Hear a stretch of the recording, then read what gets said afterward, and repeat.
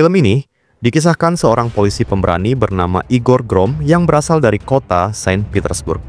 Igor selalu berhasil memastikan bahwa penjahat yang meneror kotanya akan tunduk di bawah hukum, meskipun metode yang ia terapkan ditentang berbagai pihak.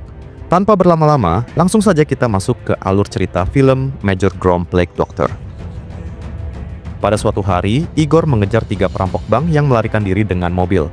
Walaupun tertinggal jauh, semangatnya tak surut dan ia mencari jalan pintas.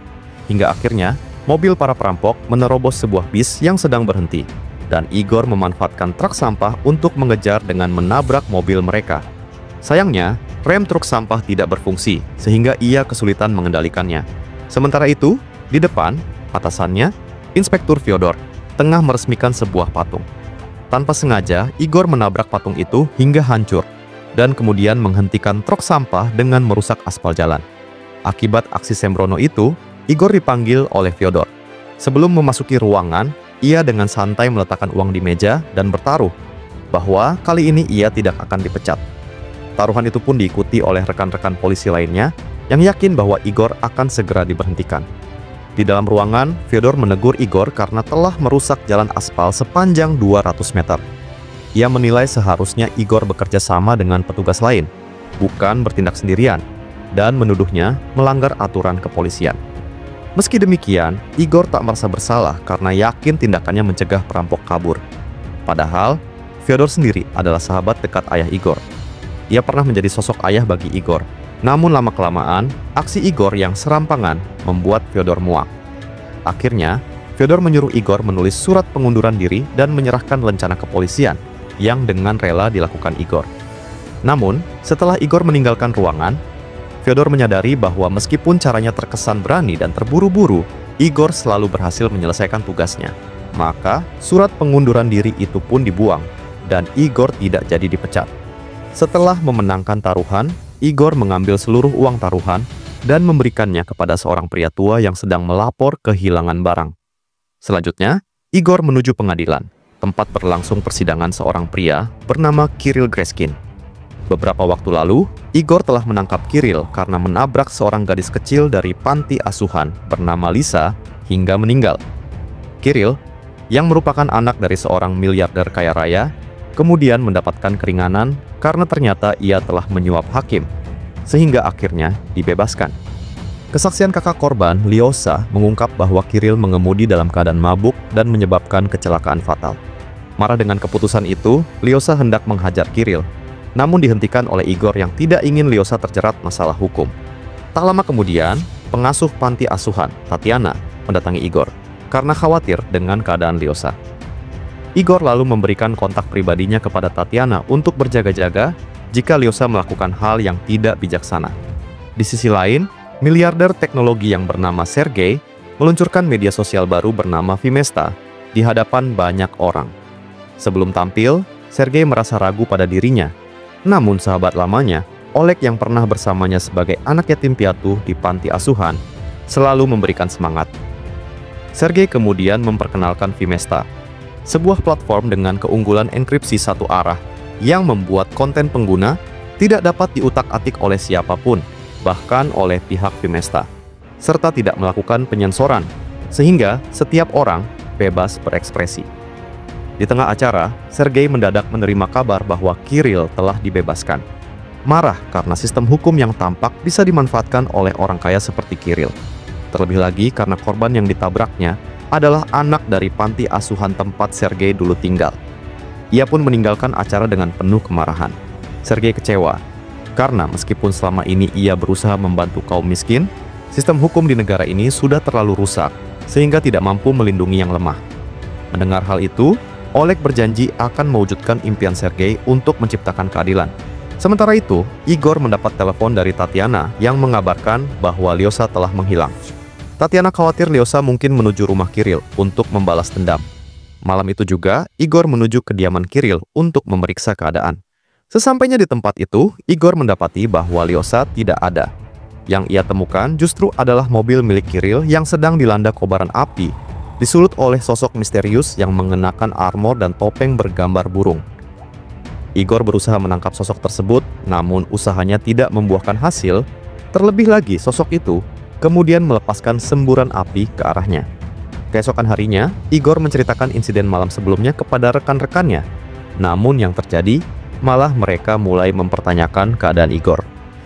Tak lama kemudian, Fyodor datang dan menjelaskan bahwa pada malam itu, polisi telah menangkap Lyosa di TKP pembunuhan Kiril.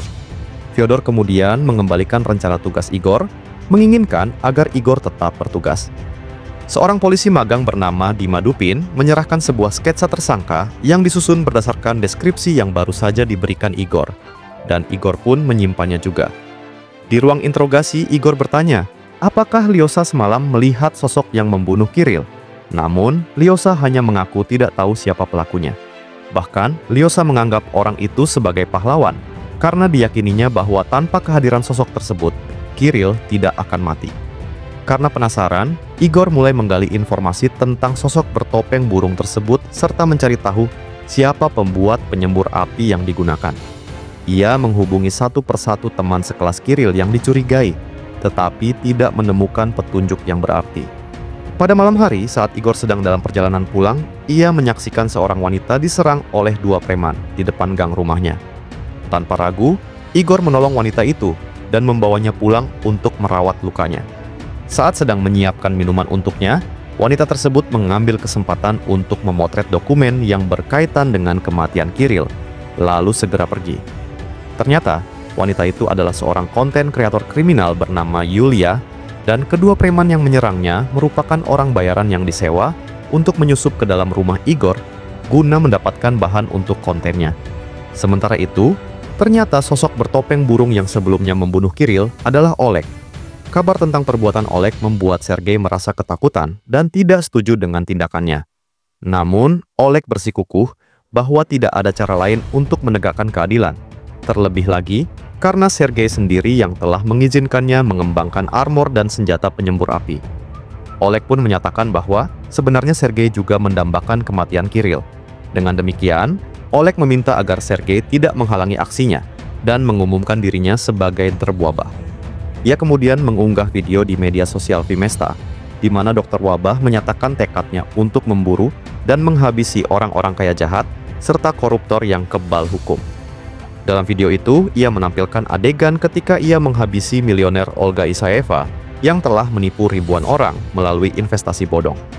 Video tersebut dengan cepat menjadi viral dan menuai dukungan banyak pihak yang menganggap Dr. Wabah sebagai sosok penegak keadilan.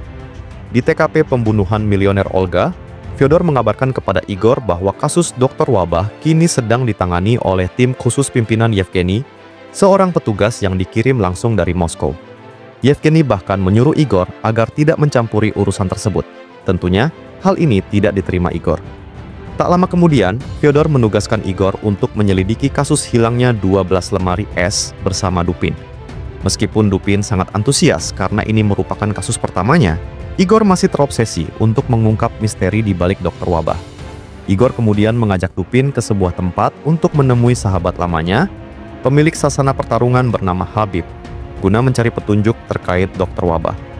Habib memberikan sebuah daftar nama yang diduga memiliki informasi penting, sehingga Igor mulai mendatangi nama-nama tersebut satu persatu, meskipun hingga saat itu belum ada petunjuk berarti yang ditemukan. Kemudian, Igor teringat bahwa Dr. Wabah memiliki akun di media sosial Vimesta. Ia pun memutuskan untuk menuju ke kantor Vimesta. Di kantor Vimesta, Igor bertemu dengan Sergei dan meminta bantuannya untuk melacak lokasi akun Dr. Wabah. Namun, sistem enkripsi satu arah yang diterapkan pada setiap konten dan akun di Vimesta membuat upaya tersebut mustahil. Bahkan pihak Vimesta sendiri tidak dapat mengotak-atik akun pengguna. Setelah kembali ke kantor polisi, Dupin menampilkan video terbaru dari Yulia yang membahas pembunuhan yang dilakukan oleh Dr. Wabah. Dupin pun terkejut karena sketsa Dr. Wabah dalam video itu persis sama dengan yang pernah ia gambar. Membuatnya bingung tentang bagaimana Yulia memperoleh sketsa tersebut. Marah. Karena hal itu, Igor langsung menuju apartemen Yulia dan memintanya untuk meminta maaf atas pencurian file miliknya tanpa izin. Namun, Yulia menolak untuk meminta maaf, sehingga Igor mengancamnya agar tidak mengulangi perbuatan serupa, mengingat tindakan itu bisa membuatnya dipecat. Malam harinya, Dr. Wabah kembali menunjukkan aksinya dengan mengunggah video pembunuhan terhadap seorang milioner bernama Philip. Philip memiliki lokasi pembuangan limbah beracun di pinggiran kota. Pembuangan limbah yang tidak teratur itu menyebabkan banyak bayi lahir dengan cacat dan masyarakat menderita berbagai penyakit. Dalam aksinya, dokter wabah tidak hanya menewaskan Philip, tetapi juga membunuh istri dan anaknya. Akibat perbuatannya, dokter wabah kini dianggap sebagai seorang psikopat yang tak segan-segan membunuh anak-anak. Ironisnya, jumlah pengikutnya justru terus bertambah, sehingga para pengagumnya melakukan penjarahan dan kerusuhan di jalanan. Mereka mengenakan topeng bergambar burung seperti yang dipakai oleh dokter wabah, dan pihak berwenang kesulitan mengendalikan kerusuhan yang semakin meluas. Sementara itu, di tempat lain, Sergei memarahi Oleg karena telah membunuh sekeluarga. Sergei menuntut agar Oleg menghentikan aksinya dan mengancam akan menutup permanen media sosial Vimesta jika ia tidak patuh. Oleg menanggapi dengan mengingatkan bahwa Vimesta adalah karya terbaiknya dan penutupan platform tersebut tidak akan membawa kebaikan bagi masyarakat. Sergei juga tidak mungkin melaporkan Oleg ke polisi karena keterlibatannya sejak awal. Di lain pihak, Dupin mengunjungi rumah Igor dan menemukan deretan klipping koran mengenai dokter wabah yang dipajang Igor. Dupin berpendapat bahwa dokter wabah mungkin adalah anak yatim yang kesepian karena psikopat seringkali lahir dari perasaan kesepian. Ia mengajak Igor untuk menyelidiki asal-usul dokter wabah di panti asuhan. Namun Igor menolak karena lebih memilih menangkap dokter wabah saat sedang beraksi di TKP. Mendengar hal itu, Dupin kemudian membantu Igor menelusuri kemungkinan target berikutnya, dengan asumsi bahwa korban dokter wabah selalu berasal dari kalangan orang kaya yang merugikan masyarakat, namun bebas dari hukum. Dupin kemudian teringat bahwa malam ini kasino baru bernama Golden Dragon akan mengadakan pesta pembukaan, di mana para orang kaya akan berkumpul. Dupin menyarankan agar Igor menghubungi Yevgeny untuk mengirimkan pasukan khusus, namun Igor memilih untuk pergi sendirian dan melarang Dupin ikut, karena ia belum yakin dengan kemampuan Dupin. Kemudian Igor meminta bantuan Habib untuk mendapatkan undangan ke pesta pembukaan kasino Golden Dragon. Setibanya di sana, ia melihat pemilik kasino, Albert, dan menyaksikan kerumunan orang kaya, termasuk Sergei. Tak lama kemudian, Igor menemukan Yulia yang sedang memasang alat penyadap, dan ia mengajaknya berdansa. Ketika ditanya maksud kehadirannya, Yulia mengungkapkan bahwa ia mencurigai Sergei, sebab beberapa bulan terakhir Sergei menandatangani perjanjian dengan Holt International, perusahaan produsen senjata canggih, yang menunjukkan keterlibatan Sergei dalam aktivitas lain selain media sosial. Tiba-tiba, sekelompok preman yang mengenakan topeng burung menerobos masuk ke dalam tempat tersebut. Mereka membawa senjata tajam, melukai petugas keamanan, dan menyandera para pengunjung kasino. Igor pun terkejut ketika mendapati Lyosa ikut serta dalam kerusuhan itu, sementara Yulia sibuk merekam kejadian. Tak lama kemudian, Yevgeny datang bersama pasukan kepolisian dan berhasil menangkap para perampok. Meskipun dokter wabah tidak muncul di TKP, Sergei mendekati Igor untuk mengucapkan terima kasih atas pertolongannya dan berjanji akan membantu Igor kapanpun dibutuhkan. Kemudian, Yevgeny menemui Igor dengan amarah karena tindakan Igor yang bertindak sendiri layaknya hakim dan mengancam akan memecatnya. Tak lama kemudian, Yulia datang memperlihatkan video rekaman terbarunya, sehingga Igor yang masih dimarahi menghancurkan ponsel Yulia. Di kantor polisi, Yevgeny meminta Fyodor untuk memecat Igor. Walaupun Fyodor sebenarnya enggan, tekanan membuat Igor akhirnya menyerahkan lencana kepolisian dan mengundurkan diri. Pada malam harinya, Igor menemui Fyodor di rumahnya. Fyodor bertanya mengapa Igor selalu bertindak sendirian dan tidak mempercayai orang lain. Ia menasihati bahwa keberadaan teman, rekan, atau keluarga di belakangnya akan menambah kekuatan untuk menghadapi segala rintangan, dan meminta Igor untuk tidak menutup diri. Mengikuti saran tersebut, Igor kemudian mengunjungi rumah Yulia untuk meminta maaf atas kerusakan yang ia sebabkan pada ponselnya. Igor membelikan HP baru untuk Yulia, meskipun harus membuka celengan demi itu. Walaupun statusnya sudah bukan polisi, tekadnya untuk mengungkap kasus dokter wabah tetap kuat. Terbayang kembali pada prediksi Dupin yang mengatakan bahwa dokter wabah dulu adalah anak yatim piatu yang kesepian. Igor memutuskan mengunjungi panti asuhan dan menemui Tatiana. Di sana, Tatiana mengabarkan bahwa selama 2 hari terakhir Lyosa telah kabur dari panti, dan ia pun menjelaskan bahwa panti tersebut didanai oleh Sergei, miliarder di balik media sosial Vimesta, yang dulu juga pernah tinggal di sana sebagai anak yatim piatu. Tatiana bahkan memperlihatkan berbagai benda kenangan milik Sergei waktu kecil. Igor mengambil sebuah buku diari milik Sergei. Dari diari itu, Tatiana menceritakan bahwa sejak kecil, Sergei selalu bersama sahabatnya, Oleg, yang selalu ada di sisinya. Di antara halaman-halaman diari tersebut, Igor menemukan sebuah sketsa yang menyerupai topeng Dokter Wabah. Penemuan itu membuat Igor yakin bahwa ada keterkaitan antara Sergei dan sosok misterius itu. Tanpa menunggu lama, Igor langsung menemui Sergei. Ia memperlihatkan kontrak kerja sama Sergei dengan perusahaan senjata Holt dan sketsa dari diari, lalu menuduh Sergei sebagai Dokter Wabah. Sergei dengan tegas membantah, mengatakan bahwa Dokter Wabah sebenarnya adalah Oleg. Tak lama kemudian, Oleg muncul, namun anehnya Igor tidak bisa melihat sosoknya. Bahkan, Igor menunjukkan surat yang menyatakan bahwa Oleg sudah tewas saat bertugas di Suriah. Melihat hal tersebut, Sergei tiba-tiba menghantam Igor hingga pingsan. Ternyata, keberadaan Oleg hanyalah halusinasi selama ini. Sergei lah yang menjalankan peran Dokter Wabah karena ia menderita kepribadian ganda. Ia berusaha mengusir sisi gelapnya, namun kekuatan itu sudah mengakar dan akhirnya memaksanya untuk membunuh Igor. Ketika Sergei menolak untuk membiarkan dirinya hidup, ia sempat mencoba bunuh diri dengan pecahan kaca, tapi sisi jahat itu tidak mengizinkan. Sebelum sadar, Igor mendapati dirinya terbangun di atap gedung dengan mengenakan kostum Dokter Wabah. Di bawah gedung, banyak polisi sudah mengepung, dan Igor menyadari dirinya telah dijebak. Ia telah dipermainkan sehingga dianggap sebagai Dokter Wabah oleh Sergei. Tak ingin tertangkap, Igor melompat dari gedung ke gedung, namun akhirnya ia disetrum oleh Dupin. Di kantor polisi, Igor berusaha menjelaskan kepada Yevgeny bahwa sebenarnya Sergei adalah Dokter Wabah yang asli, namun Yevgeny enggan percaya. Sementara itu, petugas lainnya menggeledah rumah Igor dan menemukan berbagai barang bukti, termasuk bom dan penyembur api, yang kemudian dibawa ke kantor. Di luar, pengikut Dokter Wabah berkumpul dan mendemo menuntut pembebasannya. Yulia kemudian menyamar sebagai pengacara pembela Igor, karena ia yakin Igor dijebak. Ia meminta Igor menceritakan kronologi kejadian untuk dipublikasikan sebagai bukti demi pembebasannya. Namun, Igor berpendapat itu akan memakan waktu terlalu lama. Karena ia harus segera bertindak untuk menangkap Dokter Wabah, Yulia mengajak Dupin membantu membebaskan Igor. Mereka bertiga kemudian menuju ke sebuah gudang milik Fyodor. Di gudang itu, Igor menyuruh Yulia dan Dupin untuk tetap tinggal sementara ia berencana menangkap Sergei. Meskipun Yulia ingin membuat video dokumentasi dan Dupin ingin ikut membantu, Igor justru mengunci Dupin di dalam gudang dan memerintahkan Yulia untuk menjaganya agar tidak menyusul. Akhirnya, Igor pergi sendirian menggunakan motor milik Fyodor.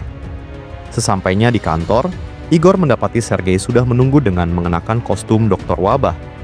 Sergei dengan yakin menyatakan bahwa Igor tidak akan mampu menghentikan rencananya untuk menciptakan kota baru tanpa para koruptor. Dalam pertarungan itu, Igor mengeluarkan asap tebal untuk menyamarkan pergerakannya, sementara Sergei menyemburkan api, namun Igor berhasil mengelak. Ia kemudian menyergap Sergei dan merusak pelontar api di salah satu tangan Sergei. Terpojok, Sergei mengunggah video di media sosial yang menampilkan pesan Dokter Wabah, menginstruksikan pengikutnya untuk melanjutkan rencananya dengan mencantumkan daftar nama-nama koruptor yang harus dibunuh. Namun, bahan peledak yang sebelumnya diambil dari rumah Igor ternyata merupakan jebakan. Sergei mengaktifkan bom-bom tersebut dan meledakkan kantor polisi, sehingga membuat sistem kepolisian lumpuh dan mendorong para pengikut Dokter Wabah menjadi semakin brutal. Sergei melemparkan bahan peledak ke arah Igor, namun Igor berhasil menghindar. Situasi di Saint Petersburg semakin kacau. Para pengikut Dokter Wabah dengan gencar memburu para koruptor sesuai daftar, sambil menjarah dan merusak berbagai kendaraan. Sementara itu, Igor terus berusaha menghindari serangan Sergei, menggunakan perisai untuk melindungi tubuhnya, meski semburan api semakin intens hingga akhirnya membuatnya kehabisan tenaga. Sergei dengan sombong menyatakan bahwa dia mampu menyelamatkan kota karena memiliki uang, teknologi, dan kekuatan. Di tengah kekacauan itu, tiba-tiba Dupin muncul dan menyemprot Sergei, diikuti oleh Yulia yang ikut membantu memadamkan api yang mengenai tubuh Igor. Melihat situasi yang semakin genting, Igor menyuruh Yulia dan Dupin untuk berlindung saat Sergei mendekat, sehingga semua orang bersembunyi dari semburan api yang mengancam. Tak lama kemudian, Igor dengan keberanian mencoba menggedong Sergei menuju jendela, berniat mengorbankan dirinya sendiri demi membunuh Sergei. Namun, Yulia dan Dupin segera menolongnya, hingga senjata milik Sergei terlepas, dan mereka berhasil menarik Igor serta Sergei yang sedang tergantung. Di luar, Habib bersama anak buahnya turun ke jalan untuk membantu menangani para perusuh. Akhirnya, Sergei ditangkap dan diikat. Dengan tawa sinis, Sergei menyatakan bahwa polisi sudah terlalu cepat menuduh Igor sebagai dokter wabah, sehingga kelak dirinya akan bebas dengan mudah. Tak lama kemudian, Yulia memperlihatkan rekaman video yang selama ini ia simpan. Ternyata, ia juga telah memasang alat penyadap pada tubuh Igor, sehingga semua bukti yang memberatkan Sergei siap dipergunakan di pengadilan. Sementara itu, berkat bantuan Habib dan timnya, pihak kepolisian berhasil menangkap para pengikut dokter wabah, dan popularitas sang dokter pun kian menurun seiring terbongkarnya niat asli di balik aksinya. Pihak berwenang bahkan mengumumkan reformasi besar-besaran dalam sistem peradilan. Akhirnya, Igor, Dupin, dan Yulia pun bersahabat dan berjanji akan melindungi kota dari segala bentuk kejahatan. Sergei sendiri akhirnya ditahan di rumah sakit jiwa karena masalah kepribadian ganda. Di suatu tempat di Suriah, Oleg ternyata masih hidup. Dari layar kaca, ia menyaksikan penangkapan sahabatnya, Sergei, oleh pihak kepolisian. Dengan demikian, film pun berakhir.